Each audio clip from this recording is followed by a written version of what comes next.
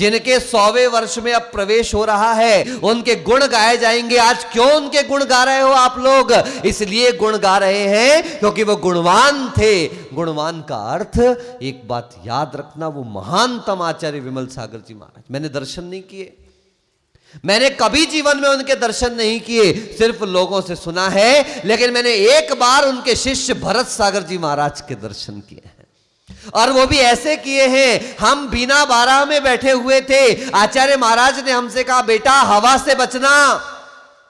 हवा से बचना, ये बात कुछ समझ में नहीं आया। आपको समझ में आई? कितने लोगों को समझ में आ गई? थोड़ा थोड़ा समझ में आया। हवा से बचना। हम सब बैठे थे, 15 मिनट बैठे, 20 मिनट बैठे, गुरुजी ने और कुछ नहीं कहा, वो वैसे ही अपनी पढ़ाई में लगे रहे। हम लोगों ने धीरे से पूछा, भगवान हमको समझ में नहीं आया, आपने क्या कहा? अरे भाई सीधी सी बात है, हवा। 4 बार उन्होंने कहा हवा हवा हवा। फिर उन्होंने कहा, भाई इतना ही समझ लो, ठंडी की हवा से बचना, गर्मी की हवा से बचना और बारिश की हवा से बचना। पंचम काल है, शरीर का उतना सहन नहीं है। गर्मी की हवा में बैठोगे लू लग जाएगी, बारिश की हवा में बैठोगे जुकाम हो जाएगा, और ठंडी की हवा में बैठोगे शीत बैठ जाएगी, साधना पलने वाली। आप मत बैठना एसी में, मत बैठना कूलर में, मत बैठना पंखे में, लेकिन हवा से बच करके बैठना, ताकि तुम्हारा संयम और साधना पलती रहे। हमने सोचा उपदेश खत्म, अपन तो उठने लगे। आचार्य का बैठ जाओ, वापस बैठ गए। तुम समझे नहीं, मैंने कहा हवा से बचना। अभी भी हमको समझ में, भगवान आप ही बता दी। आचार्य ने कहा, भाई समझो, हवा का उल्टा होता है क्या? बोलो एक बार और, बोलो एक बार और, बोलो वाह। उन्होंने इतने से शब्द से कितना बड़ा उपदेश दिया। तुम इंजीनियर हो, पढ़े लिखे हो, छोटी सी उम्र है, बोलोगे तो फूल झरते हैं। आएंगे 4 लोग और लगेंगे वाह वाह वाह, तुम इसमें फिसल मत जाना। अगर उस वाह के चक्कर में फंस गए, याद रखना जीवन समाप्त। मैंने कल नहीं परसों आपसे कहा था कि आचार्य भगवंत कहते थे कि नए मुनियों को मंच नहीं ग्रंथ देना चाहिए। कौन से आचार्य ने कहा? विशुद्ध सागर जी महाराज।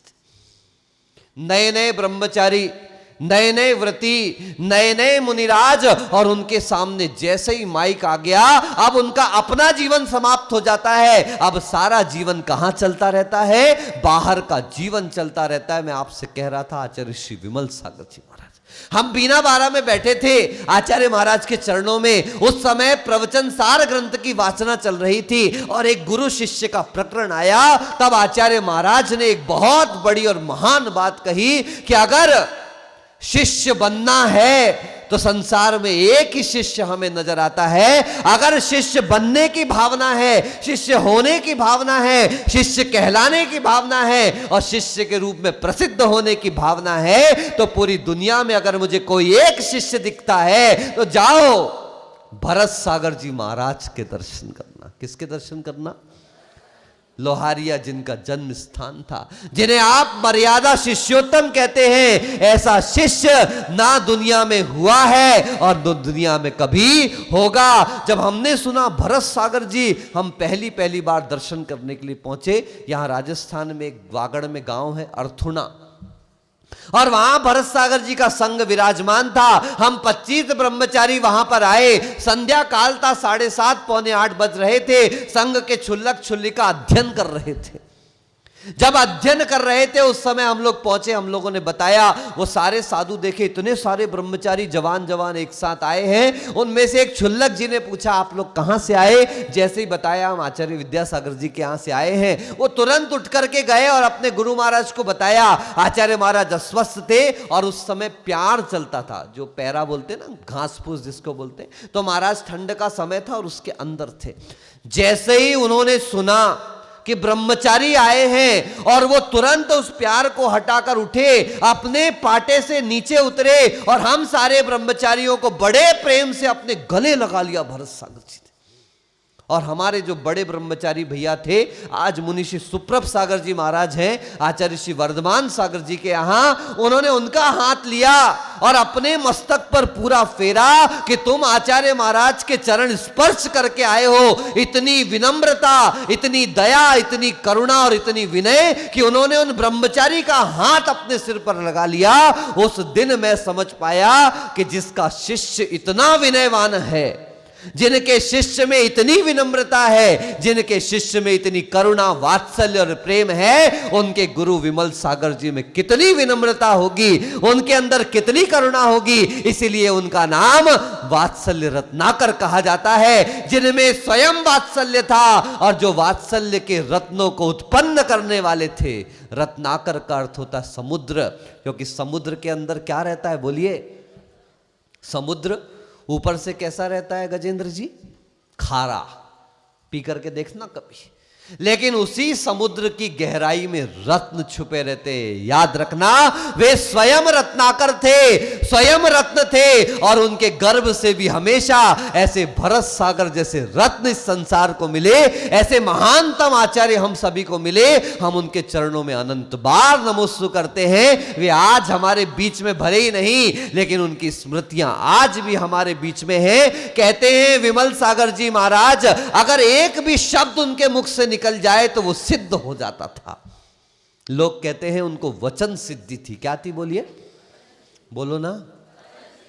वचन सिद्धि का मतलब जो बोले वो हो गया। लेकिन ये ध्यान रखना, इसके लिए उन्होंने कोई सिद्धि नहीं करी थी।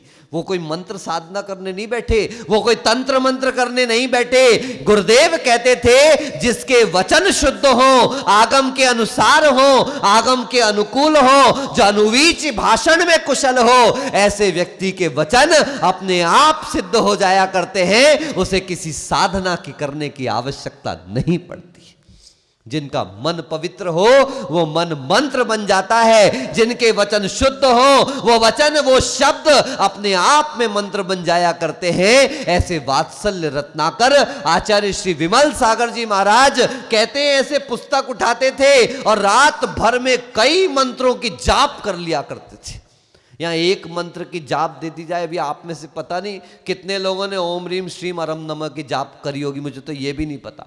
हम भी आपके सामने ऐसे ही मिल गए, सीधे साधे से, ना पूछा ना ताछा ना कुछ का। वो टेढ़े महाराज थे वही ठीक थे आपके लिए, वो डंडा मार मार के आपसे काम करवाते थे। हम तो सीधे साधे मिल गए भैया। क्यों भाई बल सीधे है ना? है ना, धोखे मत रहियो। हम सादे जरूर हैं मगर सीधे नहीं है, अच्छे से लिख लियो। साधु कभी भी सीधा नहीं होता। साधु कैसा होता है? सादा होता है। कैसा होता बोलिए? हाँ, जैसे हमारे विमल सागर जी महाराज, वो भी सीधे विधे नहीं थे। गलत फहमी, लोगों बोले बड़े सीधे से, सीधे विधे महाराज नहीं थे साहब, वो सादे महाराज थे। कैसे महाराज थे? सीधे और सादे में अंतर समझ में आया?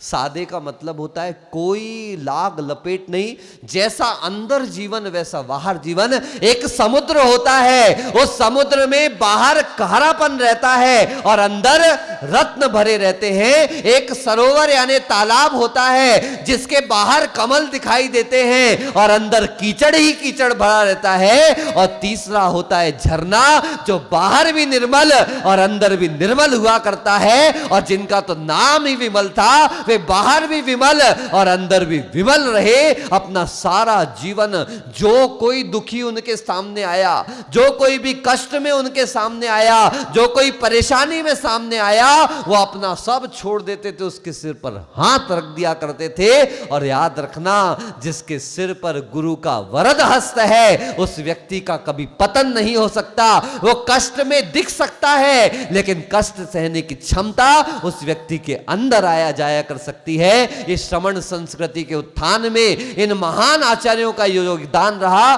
कभी विचार करना, भारत में 3 परंपराएं चल रही हैं।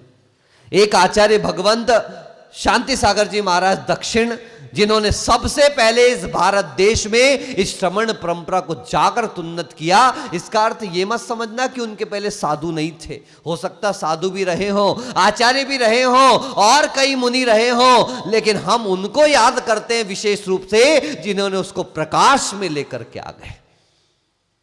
उसके बाद दूसरी परंपरा चली आचार्य श्री आदि सागर जी महाराज की, जिनकी परंपरा में महावीर कीर्ति जी महाराज हुए, और उन्हीं की परंपरा में आचार्य श्री विमल सागर जी महाराज थे, जिनके शिष्य आज सन्मति सागर जी नाम से प्रसिद्ध है।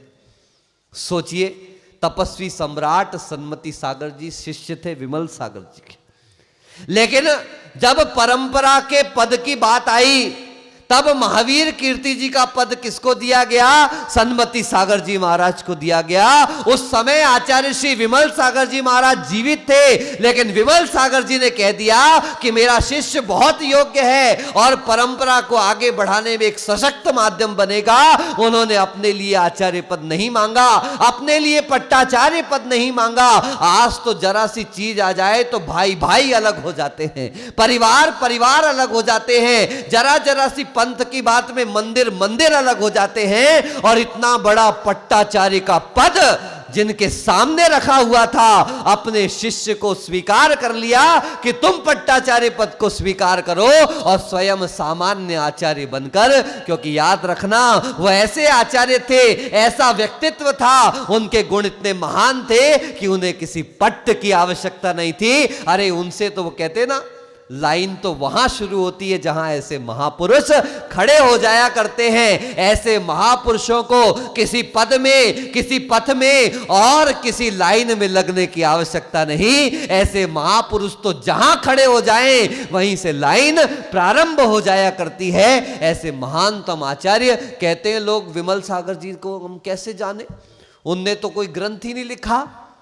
लिखा एक आध ग्रंथ याद है? हमारे आचार्य श्री अभिनंदन सागर जी महाराज, हमारे आचार्य श्री विमल सागर जी महाराज, आचार्य श्री विद्यासागर जी महाराज के गुरु ज्ञान सागर जी महाराज, बहुत हल्ला करते लोग, ज्ञान सागर जी ने ये ग्रंथ लिखा हुआ है। ज्ञान सागर जी ने एक भी ग्रंथ नहीं लिखा। आप जरा इतिहास पढ़िए। ज्ञान सागर जी जब पंडित थे, भूरामल जी शास्त्री, तब उन्होंने सारे ग्रंथों की रचना करी। अरे इन्होंने ये ग्रंथों को लिखने का काम नहीं किया, इन्होंने तो अपने माध्यम से ऐसे निर्ग्रंथ तैयार किए कि आज जो सैकड़ों ग्रंथों के बराबर हैं, अपनी चर्या से, अपने आचरण से उनको देखकर हमें ग्रंथ पढ़ने की आवश्यकता नहीं। अवाक वपुषा मोक्ष मार्गम निरूपयन्ति, कि जो बिना कुछ कहे, मुख से एक शब्द भी कहे बिना, जिनवाणी का सार, जिनकी चर्या मात्र से, जिनके दर्शन मात्र से हमें देखने को मिल जाया करता है, ऐसे निर्ग्रंथ तपोधन, वे श्रवण परंपरा के दैदीप्यमान सूर्य, जिन्हें ग्रंथों की आवश्यकता नहीं, उन्होंने अपने जीवन को ऐसा निर्ग्रंथ बनाया कि आज आदर्श के रूप में हमारे सामने वात्सल्य का समंदर, जिनके नाम को सुनकर लहरा जाता है, जिनके नाम को सुनकर अपने आप हमारे अंदर विनय और विनम्रता के भाव जागृत होते हैं। जिनवाणी के ऐसे सपूत अनंत अनंत बार नमस्कार करने के योग्य हैं। वो जिनवाणी का सार हमने क्या सुना, क्या समझा? ऐसा सुना है कि विमल सागर जी महाराज जब पाठ करते थे तो अपनी इस जिनवाणी को कमर के नीचे नहीं ले जाते थे। क्या कहा?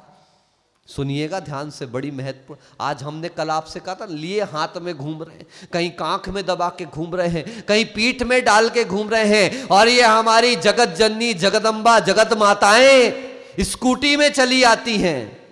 किस में आती हैं?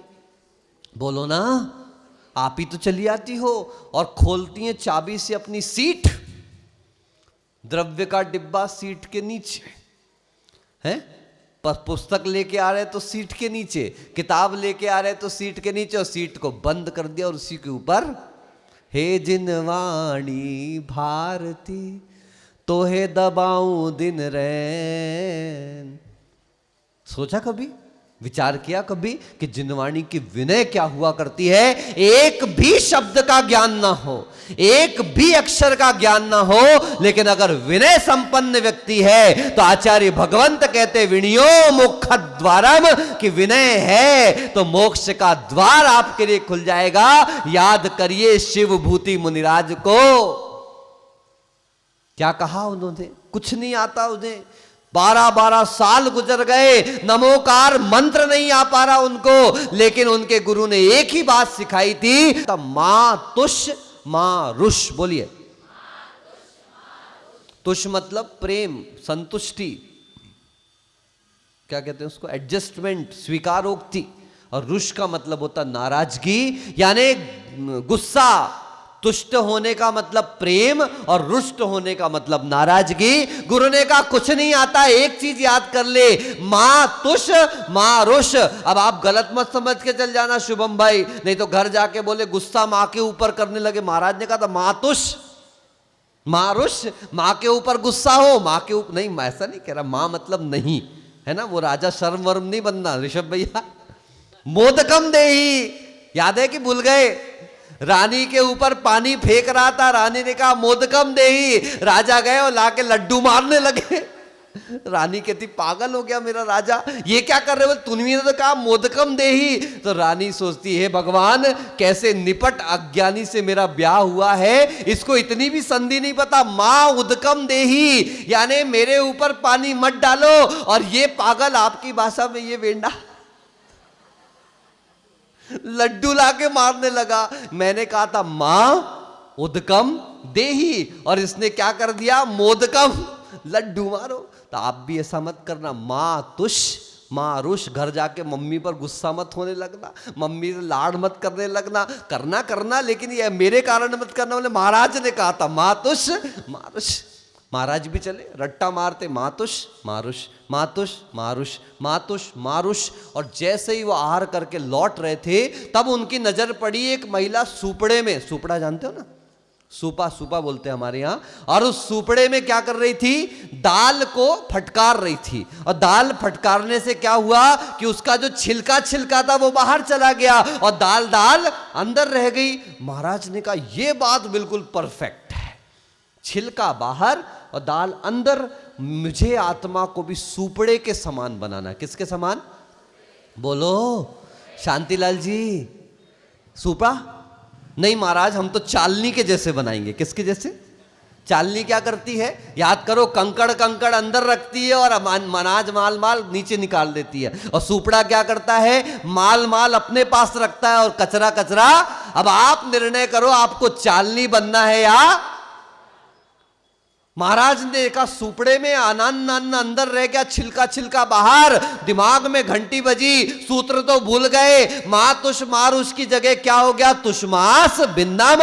यानी जैसे छिलका अलग है और दाल अलग है, ऐसे शरीर अलग है और आत्मा अलग है। मैं आज तक इस छिलके को संभाल रहा था, अब छिलके की भावना को छोड़ना है और दाल को स्वीकार करना है, शरीर की भावना से उठना है। वहां गुरु जिन्होंने गाना सुनाया था मातुष मारुष, वो अभी भी रट्टा मार रहे और मरवा रहे हैं। और यहां पर शिष्य ने देह भावना से उठकर विदेह की भावना करी और अंतर मुहूर्त में केवल ज्ञान हो गया।